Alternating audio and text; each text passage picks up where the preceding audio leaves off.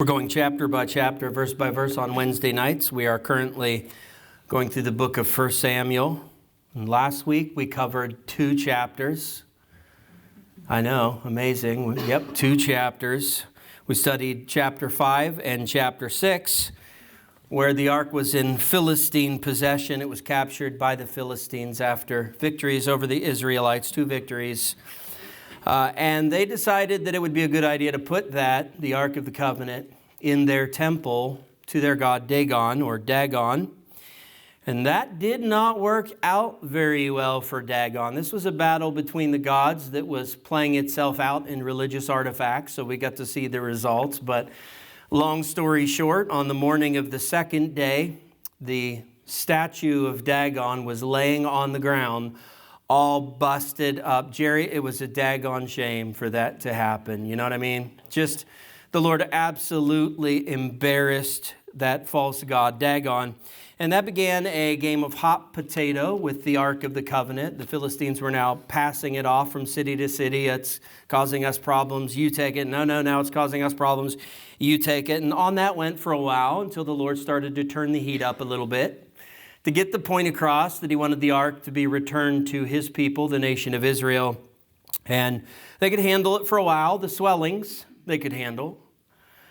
The outbreak of mice, they could handle that. But when people started dying, like lots of people started dying, that's when they finally cried uncle and said, we've got to get this thing out of Philistine control and back to the nation of Israel. So they stuck it on a new cart and they strapped 2 milk cows to it, and they turned them loose and said, whatever the cows do with it, fine. We just want it gone. If it goes to Beth Shemesh, the Levitical city there in Israel, then we'll know this was definitely the Lord trying to give us signs and tell us he wanted the ark to go back to the land of Israel. So they were happy to let it go. And it was a glorious day for Israel because that ark, they didn't even have to do anything to get it back. The Lord just didn't want the Philistines to have it. He wanted the nation of Israel to have it. And so the Lord did this all on his own without their help. And the ark just shows up in the city of Beth Shemesh, a Levitical city. Happens to show up right at a big rock that was a ready-made altar. And so they got the hint from the Lord. They used the wood from the cart as fire for the altar. They used the 2 Philistine milk cows as sacrifices, offerings to the Lord. And there were Levites and priests in that city that could handle the ark and carry forth the offering to the Lord. And what a wonderful and glorious day that was for Israel for a little while. But then, unfortunately, 70 curious men decided to either look upon the ark or actually look into the ark. And as the Lord says in the book of Hosea, through the prophet Hosea, chapter 4, verse 6, my people are destroyed for lack of knowledge. Curiosity got the best of those 70 men. They did not know the law of Moses, and that ended up becoming the death of them. There were 2 barbecues that day. 2 milk cows were barbecued, but then 70 men barbecued because they did not know the word of the Lord, and they were doing an improper and indecent thing, a sacrilegious thing pertaining to the Ark of the Covenant. So 70 men dead. Naturally then, at the end of chapter 6, the people of Beth Shemesh, they are trying to get rid of this thing. They want the ark gone now as well. They think to themselves, we have no idea what we're doing. If we hang on to this thing, we're going to end up getting more people killed. So let's call the people in Beth Shemesh, Kiriath Yearim. Let's have them come over, assuming that means that these were the professionals. They knew in Kiriath Yearim how to handle the Ark of the Covenant, and they want those folks from that city to take it. It's like the Ark has gone nuclear on them, and they don't want that to happen again. So they're bringing in the professional hazmat team, the team that knows how to do it, the people from Kiriath Yearim. They turn the Ark over to them and give it to the professionals to handle. That's a smart move. That's a good move on their part. Dangerous stuff is best left handled by the professionals and your enemies. Write that down. You're going to need that later. Kidding about the last part. But verse 1, the professionals of Kiriath Yearim, apparently more acquainted with the Word of God and God's laws regarding how to handle the Ark of the Covenant. They show up to take the Ark. It says, and the men of Kiriath Yearim came and took up the Ark of the Lord and brought it to the house of Abinadab on the hill. And Abinadab means the father of nobleness. His house is chosen to be the storage facility for the Ark of the Covenant of the Lord. They have no tabernacle, so they can't put it in the tabernacle. I shared with you last week that Shiloh was destroyed after that second battle, that second loss to the Philistines. So there's really nothing they can do with it at the moment except for store it. And reading on, it says, they consecrated his son, Abinadab's son, Eleazar, to have charge of the Ark of the Lord. There's a name that's familiar to us, Eleazar. That means God has helped. And it is a very priestly name. In fact, the first time we saw that name come up in the Old Testament scriptures, that was during the lifetime of Moses. And it was the third son of Aaron. And that Eleazar was a priest. This is a different Eleazar, of course, that we're speaking about in 1 Samuel chapter 7. But it is also a priest. This guy is a priest. And the reason I know that is because they put him through the Old Testament rite of priestly consecration. Do you see that at the end of verse 1? He is consecrated here to be a priest, so he is legit. Now, I would love to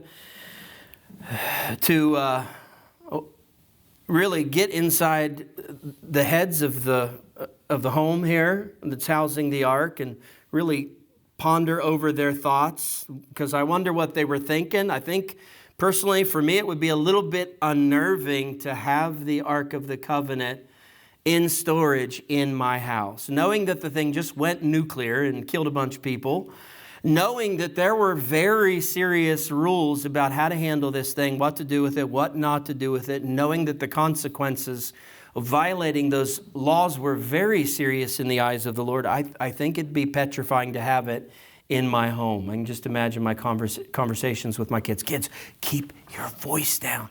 Whatever you do, don't argue. We don't want to make the Ark of the Lord mad again.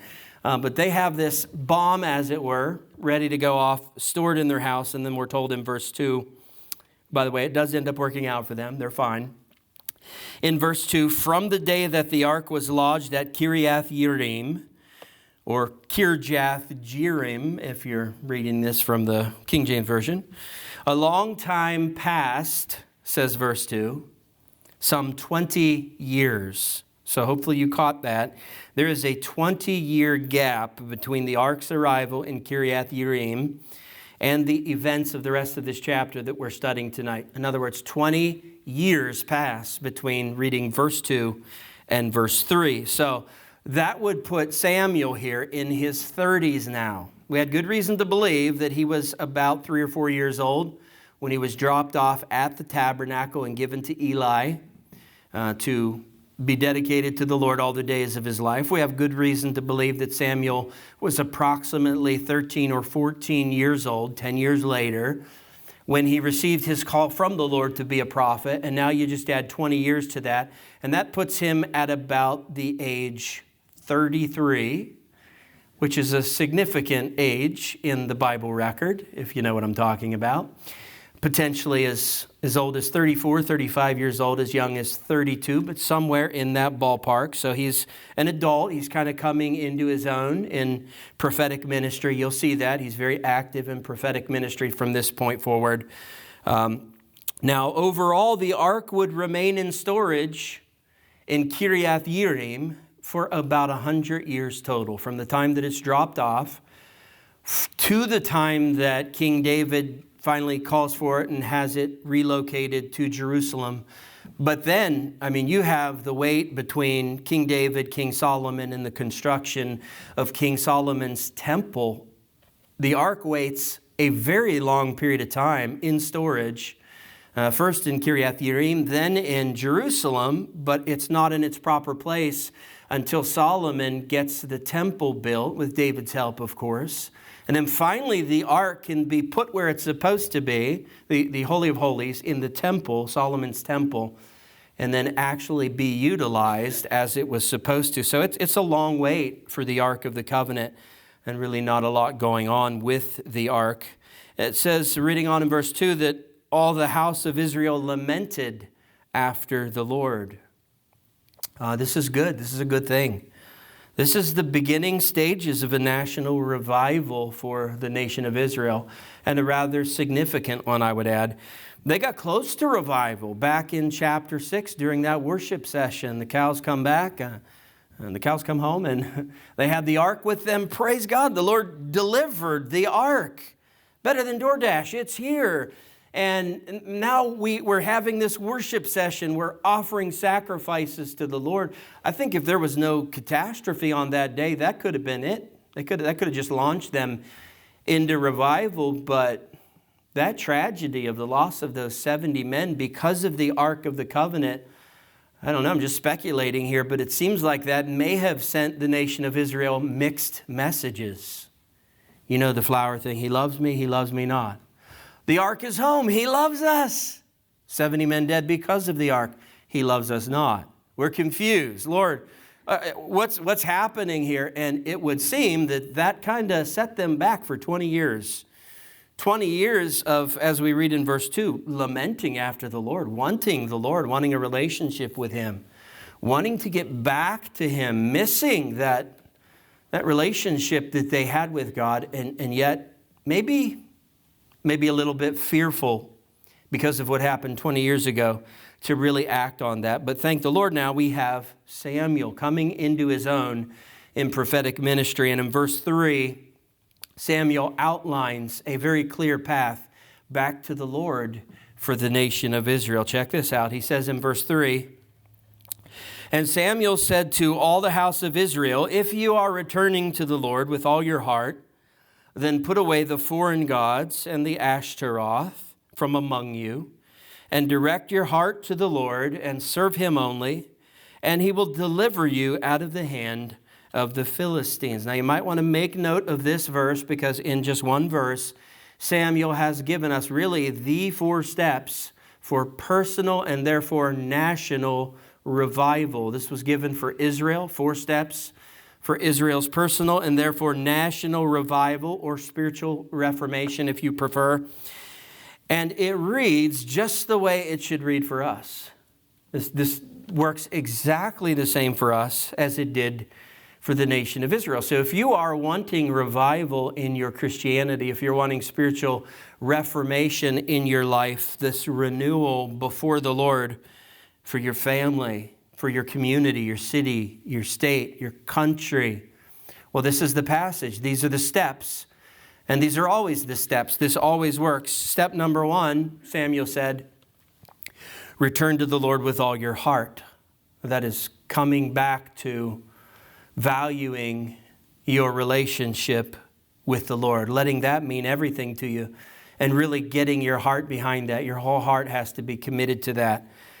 Step number 2, Samuel said, was, in my own words, make God number 1. Put away all of the false gods, all other gods, anything in your life that you have put on a platform above God. It's been a theme in our studies lately.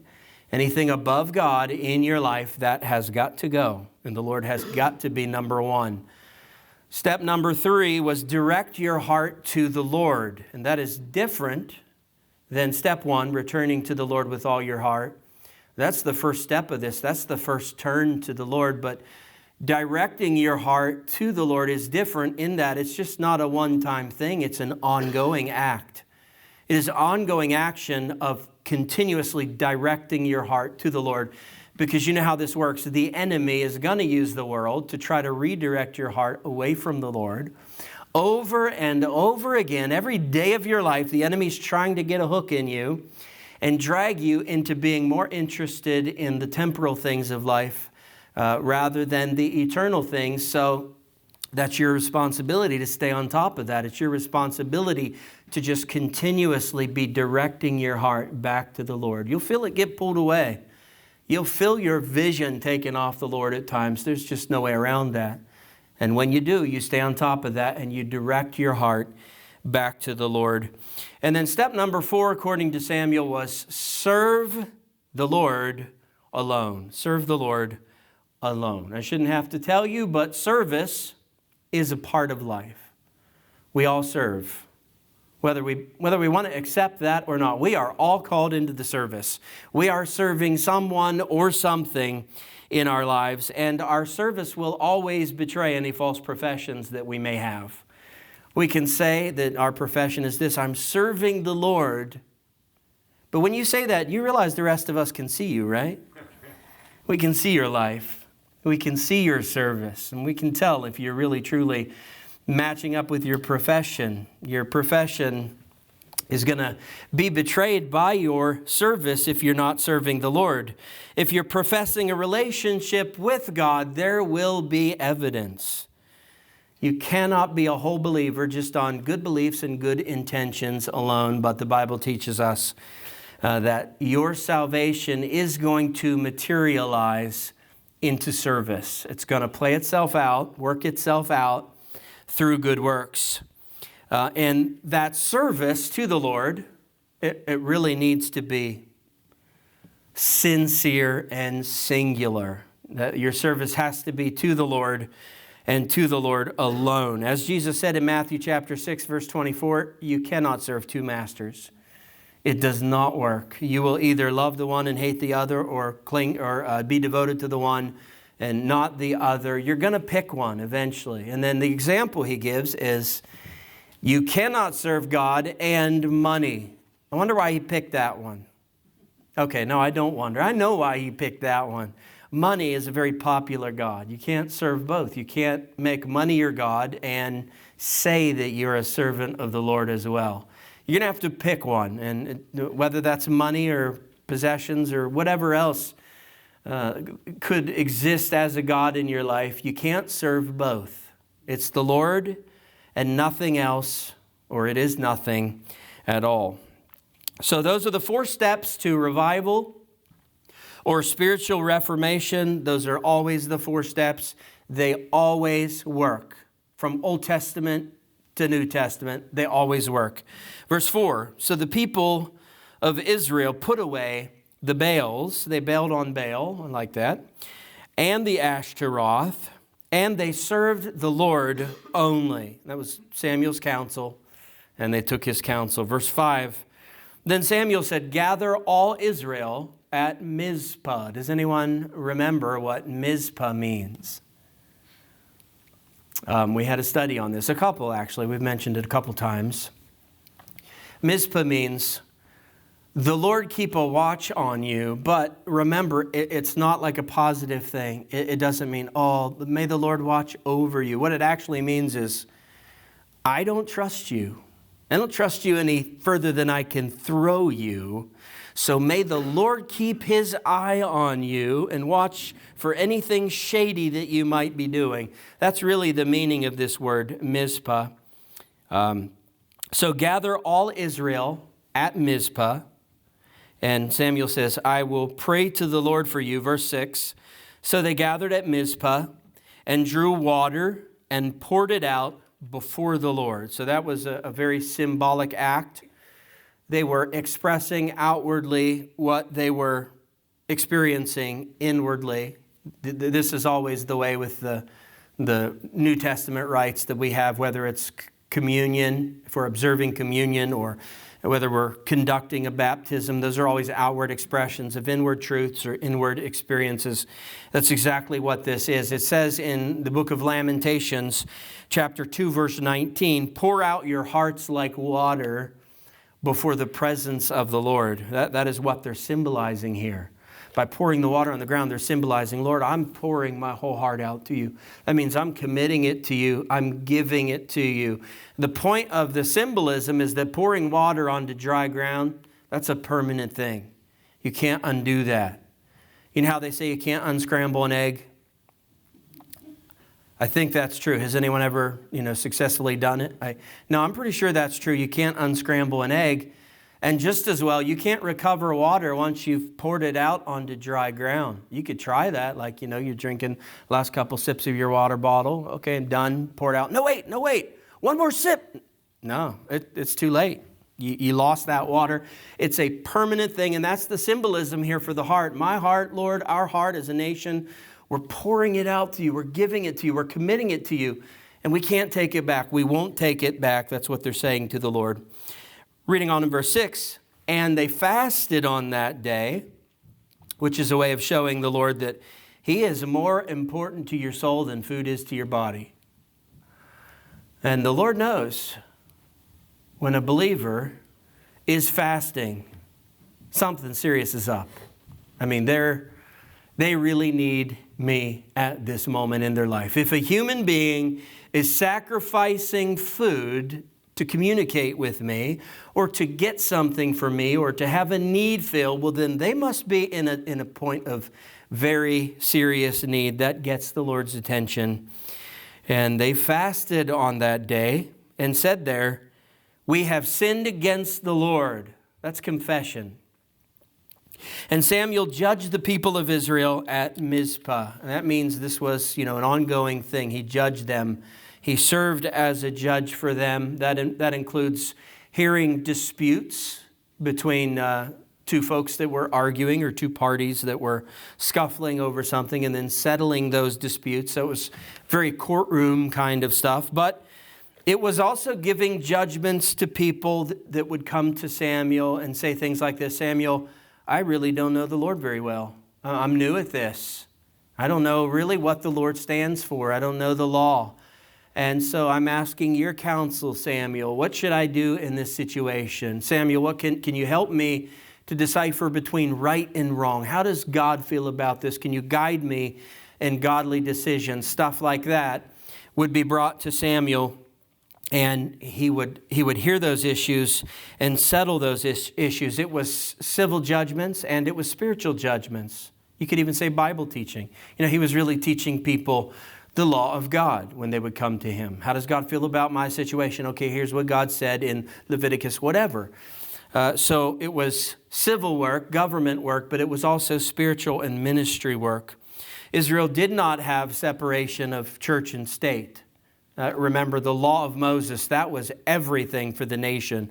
That was how you live your life religiously. That was how you live your life civilly.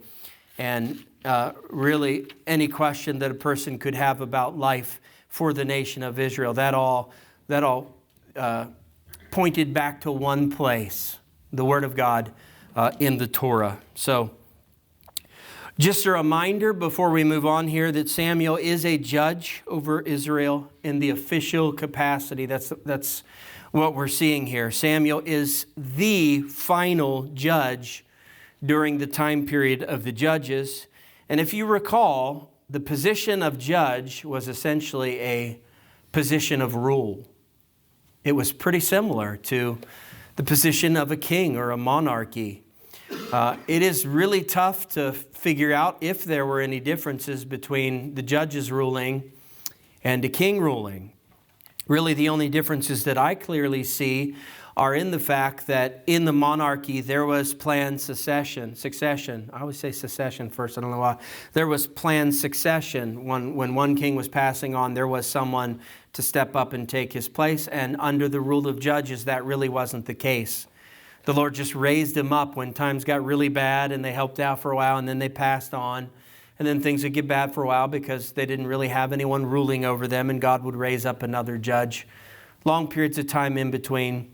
Apart from that, it's really tough to sit down and figure out what the differences in authority and rule were between judges and king. Pretty similar, but that's Samuel. He is a judge. He's a ruler over the nation of Israel. That's not the only hat he wears. This guy has a lot of hats. Remember, he was a Levite.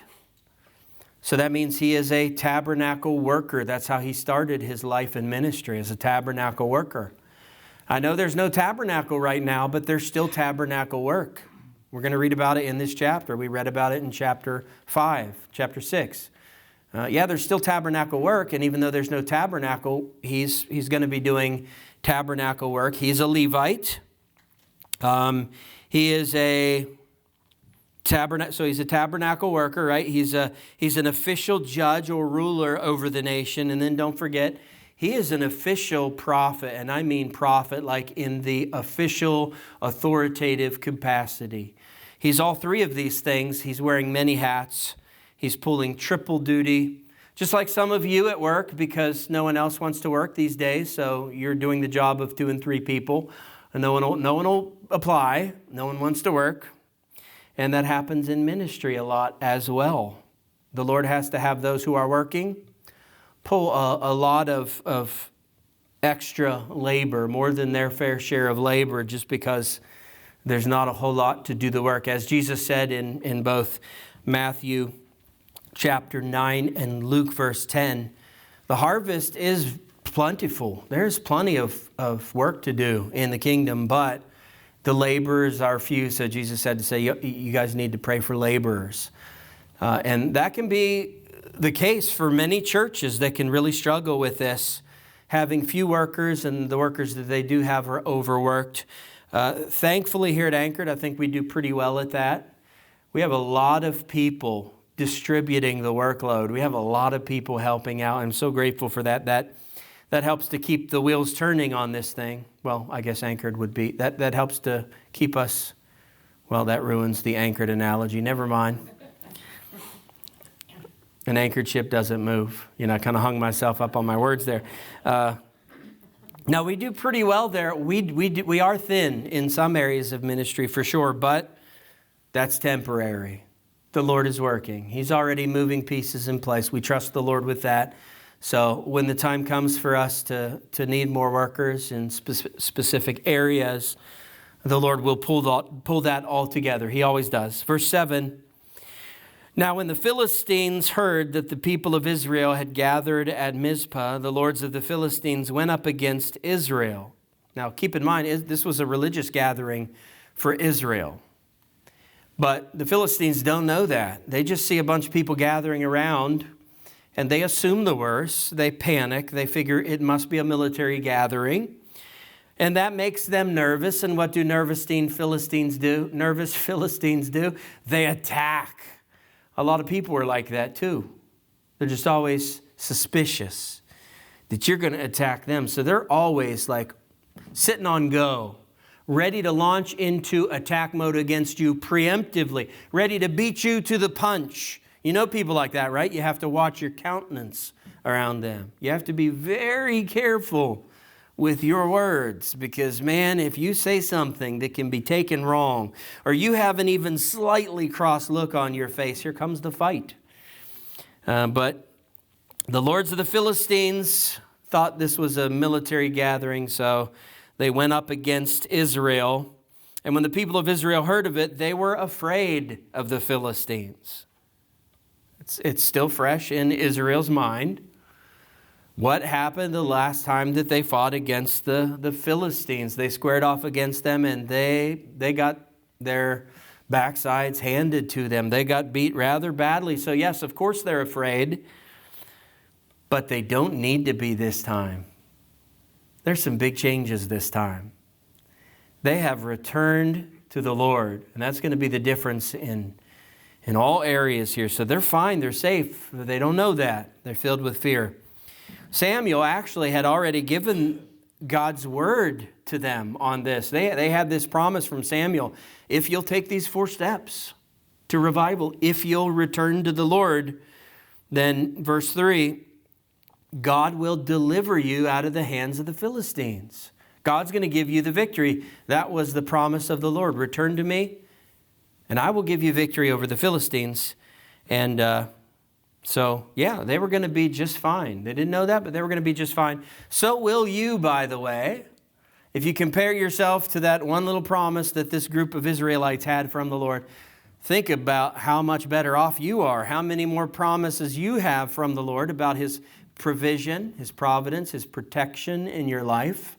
So I don't know what you're going through. I don't know how tough it might seem to you, but you are going to be okay. The Lord is going to pull you through.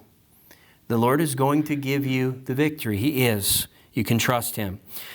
Verse 7, now when the Philistines heard, we read that. Verse 8, and the people of Israel said to Samuel, Do not cease to cry out to the Lord our God for us. Samuel, we are going to battle. We're going to fight the Philistines. We're petrified, but we're going to do it. We want you to stay here and pray. And don't stop praying until the battle's over.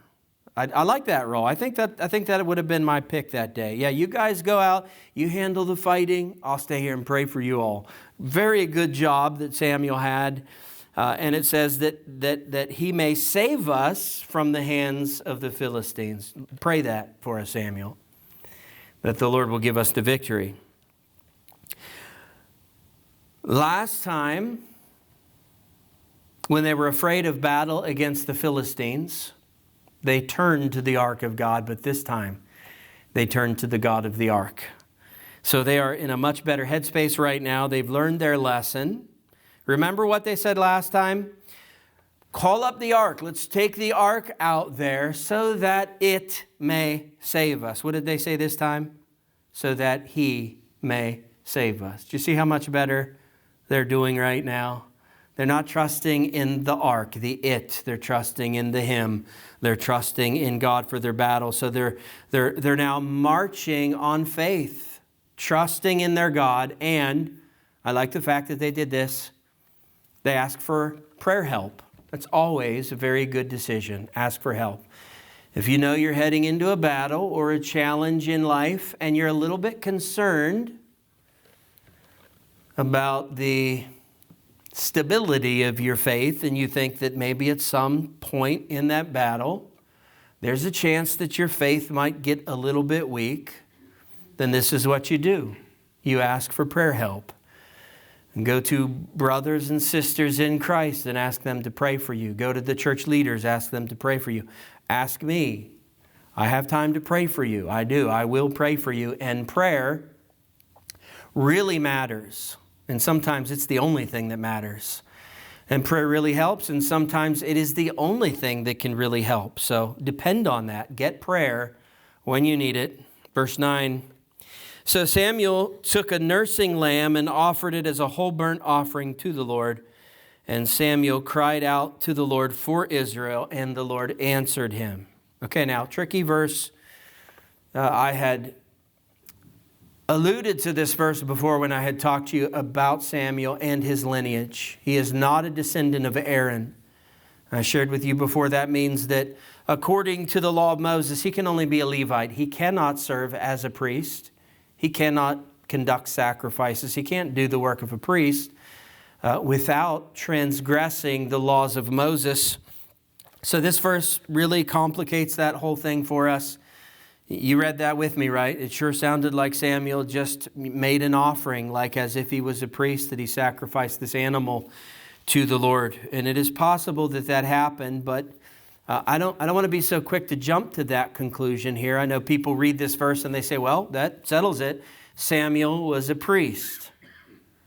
Well, I don't know that he was, okay? Because if we are going strictly by the law of Moses, then there's no way Samuel could have been a priest or could have functioned in the capacity of priest without violating the law of Moses. Is it possible that God made an exception for Samuel? Yes, that is possible. God is God. He can do what he wants, and making exceptions to the law of Moses would not be unprecedented. The Lord did do that on occasion. He did do that from time to time. Usually it was because of pressing need. If God only had one course of action and it violated his law, sometimes he would make that exception. It's possible he did that with Samuel.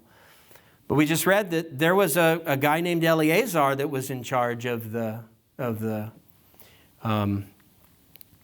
Ark of the Covenant of the Lord. He's a priest. He's a legitimate priest.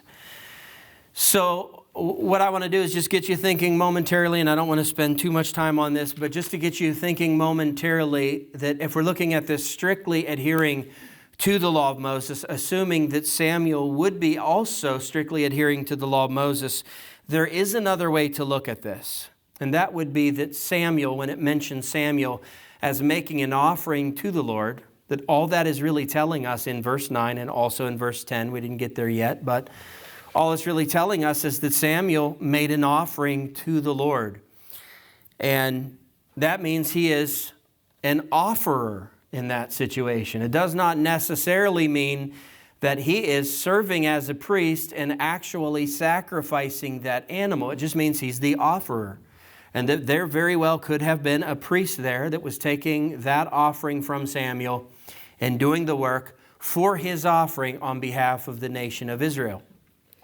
If you look at it in that way, literally anyone in the nation of Israel could have been an offerer of a sacrifice. I think that holds true. If you live back in that time, you were a part of the nation of Israel, and you brought a sin offering or a consecration offering or a fellowship offering, a peace offering, you were an offerer, and you brought your offering to the Lord, and you know, here's my offering, I'm an offerer. But that didn't make you a priest, and you didn't do the work of the priest for your offering.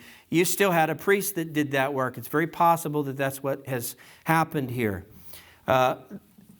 Samuel will never do this again, at least not as recorded in the Bible.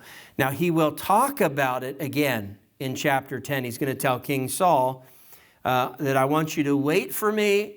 Don't do anything till I get there. When I show up at a certain time, I'm going to make these offerings on your behalf.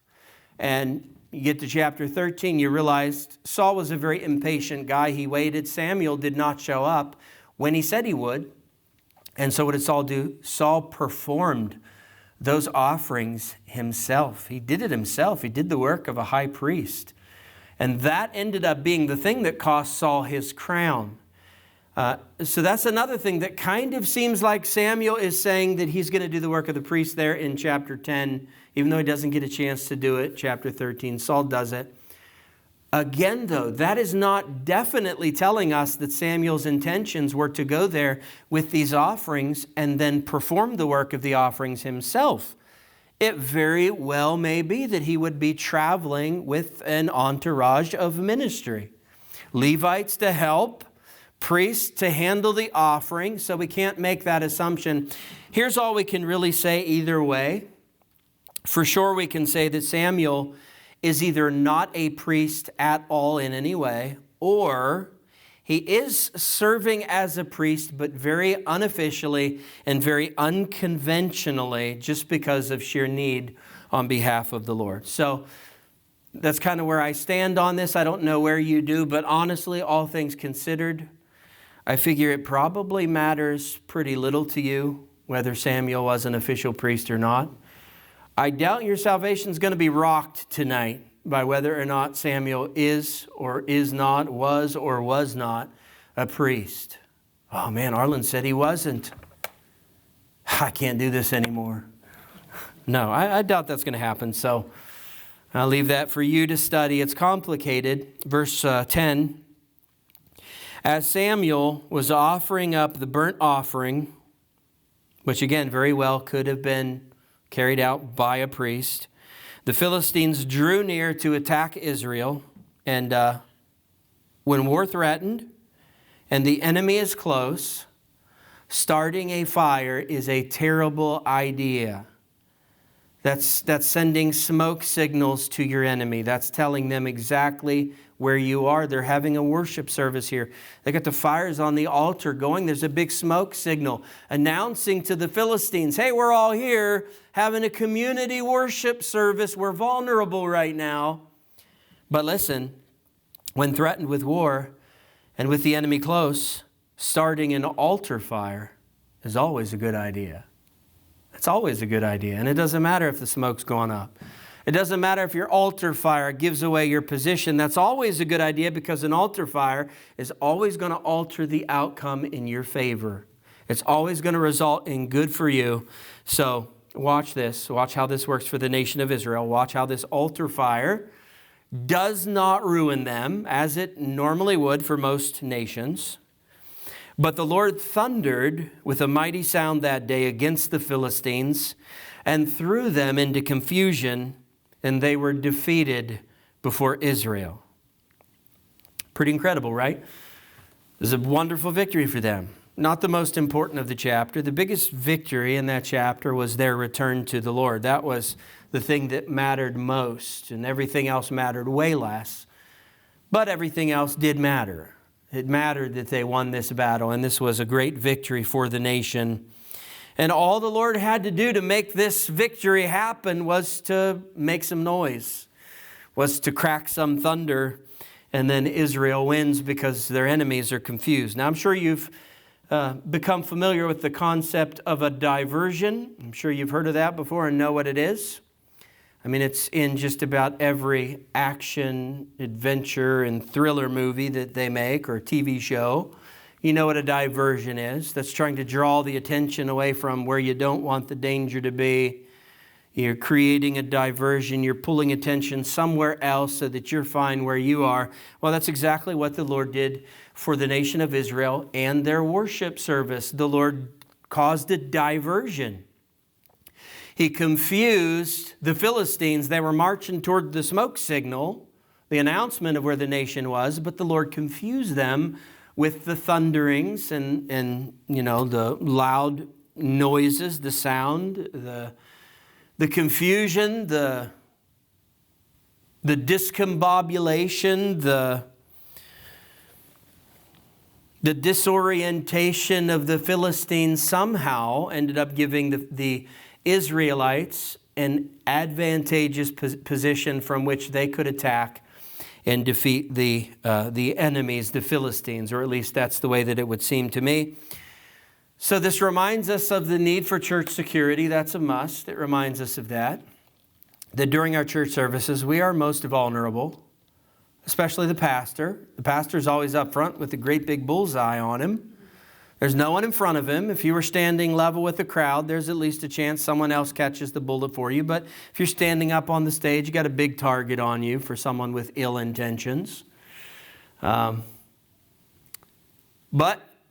though it's a reminder about the need for church security, it's also a reminder that the Lord, when He doesn't want a service disturbed, when He wants to protect worshipers, there's nothing that's going to stop that, and He has unlimited resources in the things that He can do to create diversions and to bring about the safety of His people. So humanly speaking, we are very vulnerable during church time, but spiritually speaking, when we factor in the Lord being our protector and our victor, we're just fine. We know nothing is going to happen to us that has not received the permission and the allowance of the Lord.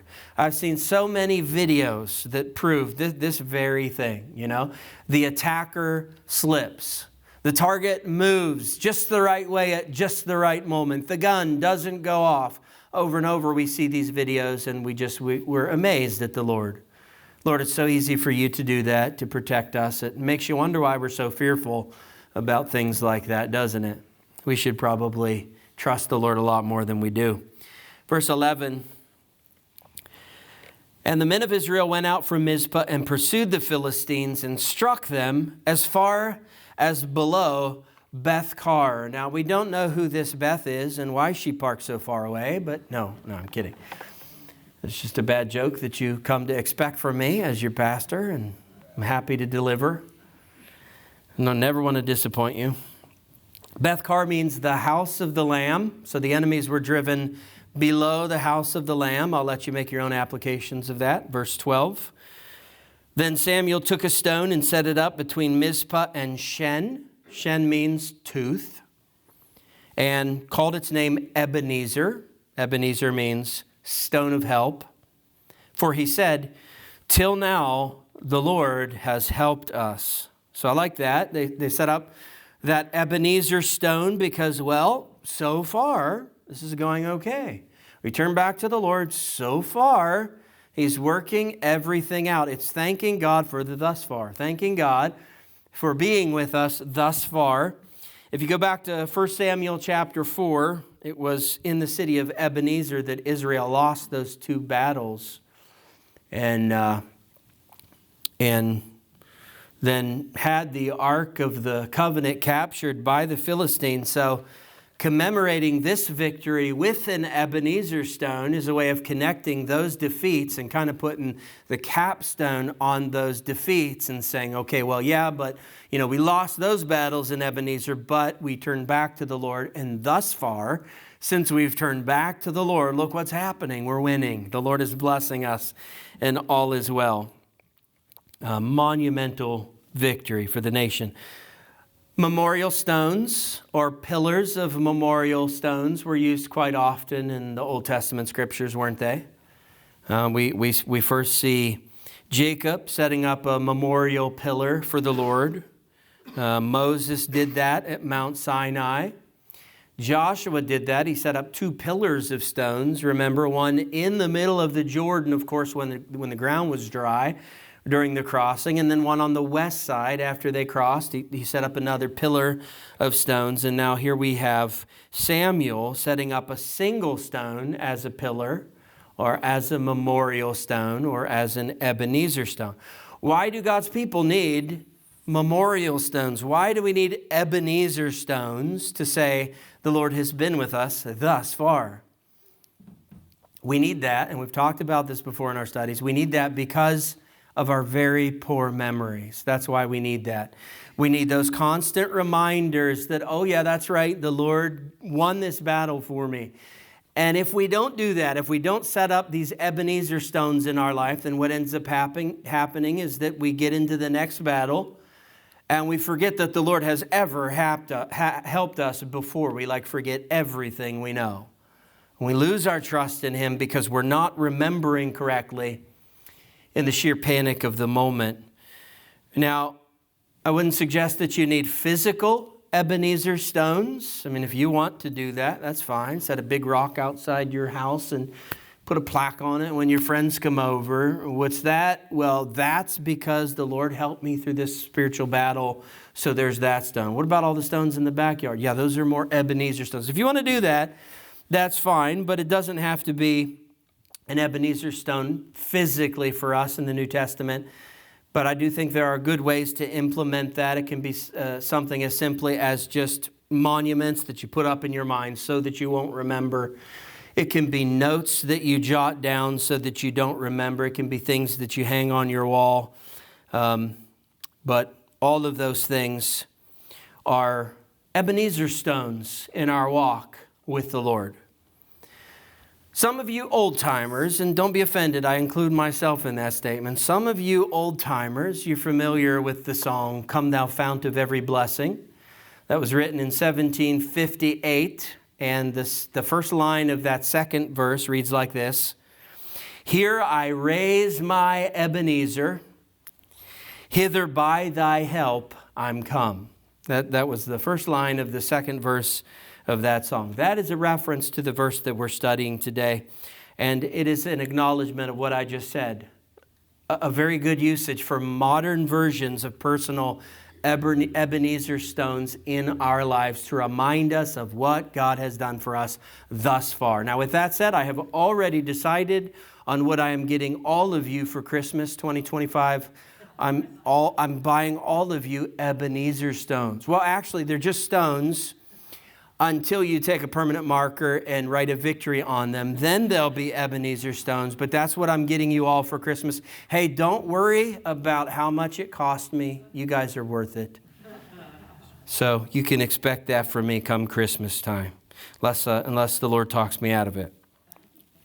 Verse 13. So the Philistines were subdued and did not again enter the territory of Israel. And the hand of the Lord was against the Philistines all the days of Samuel. Verse 14. The cities that the Philistines had taken from Israel were restored to Israel. You hearing all this?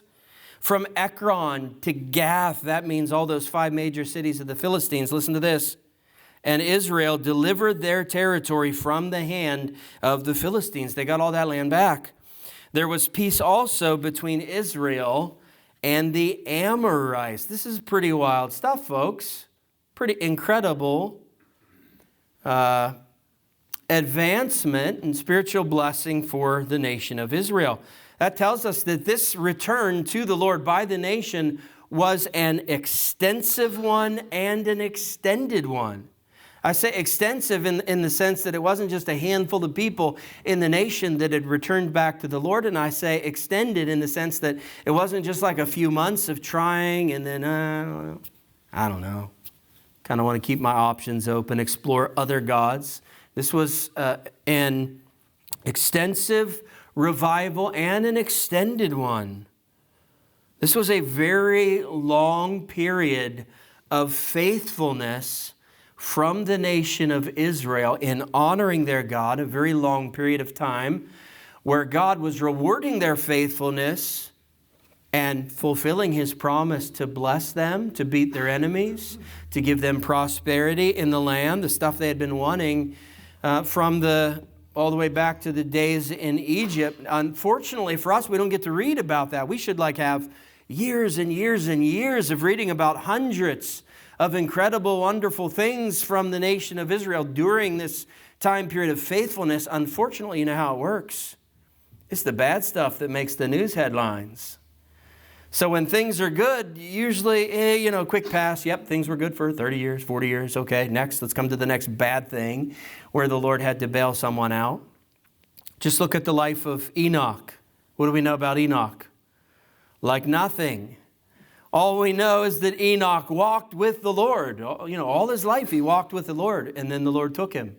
Why do you think we don't get all the stories about the drama, the bad stuff, the struggles in Enoch's life to give us lessons to learn from as weak Christians? Why do you think we don't have that? Probably because the guy was just a good, faithful servant of the Lord, and he didn't have that drama to share. So that's his story. Enoch walked with God, and then he was not. The Lord took him. I'm happy with that kind of life. If that's how the Lord has to summarize my life, well, did a good job. Good, faithful servant. All right, next. Hey, I'm good with that. I'm good with that. I hope you are too. So the Lord is quiet about this extensive and extended period of Israel's faithfulness, but look to the fruit of that. We just read it. Look to the fruit of that. The Philistines were beat back. They regained all of the land of the Philistines. The Philistines were all but non-existent for a while, for a long time.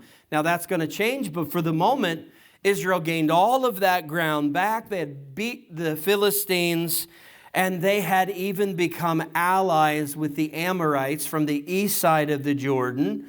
They were allies with the Philistines prior to this, but now in Israel's time period of faithfulness, after having beat the Philistines, the Amorites now ally themselves with the nation of Israel. Things are just amazing for the nation at this time. So I want to read a couple verses to you that kind of summarize this. 2 Chronicles 7:14. If my people who are called by my name will humble themselves and pray and seek my face and turn from their wicked ways, then I will hear from heaven and I will forgive their sin and I will heal their land. How about this? Psalm 33:12. Blessed is the nation whose God is the Lord. How about this one? Proverbs 14:34. Righteousness exalts a nation. The Lord meant all of those things. And when a nation finds that kind of position in their hearts before the Lord, those are the results that can be expected and will come. Verse 15. Samuel judged Israel all the days of his life. Verse 16. And he went on a circuit year by year to Bethel, Gilgal, and Mizpah. And he judged Israel in all these places. Verse 17. Then he would return to Ramah, for his home was there. Ramathaim Zophim, remember that? He would return to Ramah, for his home was there. And there also he judged Israel, and he built there an altar to the Lord. So again, this was for judging civil and spiritual matters. This was government work. This was ministry work, all wrapped up in the same thing. It was settling court cases. It was giving Bible studies and revealing truth from the Scriptures. It was itinerant ministry, which means traveling ministry. And it was scheduled ministry. I don't know why this just really impresses me that Samuel had this ministry circuit so organized, so scheduled. He did the same thing every year. He made this same path. At a certain time in the year, he'd be in Bethel. Another time of the year, Gilgal. Another time of the year, Mizpah. And then he would return in that circuit back home. So that's just impressive. Very organized. He would make his rounds. he would go to these locations, and that would give the folks that were closest to those locations a little bit shorter travel to get to him. They could save up their cases for when he came to town. Now, with that said, this circuit, if you look at this on an Old Testament Bible map, it doesn't really cover a whole lot of ground. He's not traveling very far from his home in Ramah. It did do a better job of covering mid and northern Israel. So those folks had a shorter distance to get to Samuel when he was in circuit. But the folks down south, southern Israel, they still had a very far distance. There wasn't any of these cities that were really close to them. The closest would be Ramah. So maybe it was just that, they had all year or a bigger portion of the year to come up to Ramah where Samuel lived to receive judgment or advice, counsel, Bible study, whatever it was that they needed. I don't know. All I know is that it must have worked. Otherwise, I think Samuel would have extended his circuit, and he didn't do that. So just a good system for the nation of Israel. And we get to end here with this statement. And they lived happily ever after. I mean, they're just trouble-free until the end of the life of Samuel. Now, when we come to the next chapter, Samuel is in his old age, and trouble will start to brew in his old age. There's going to be an issue, but just soak this in. For a very long time, all was well in Israel. How often do you get to read that in the Bible? How often have you seen that in the history of the world? Not that often. So just soak that in and enjoy that for the week. And next year we'll deal with, next week. Next week. Don't wait till next year. Come back next week. We will deal with the next problem. All right, let's stand and let's pray.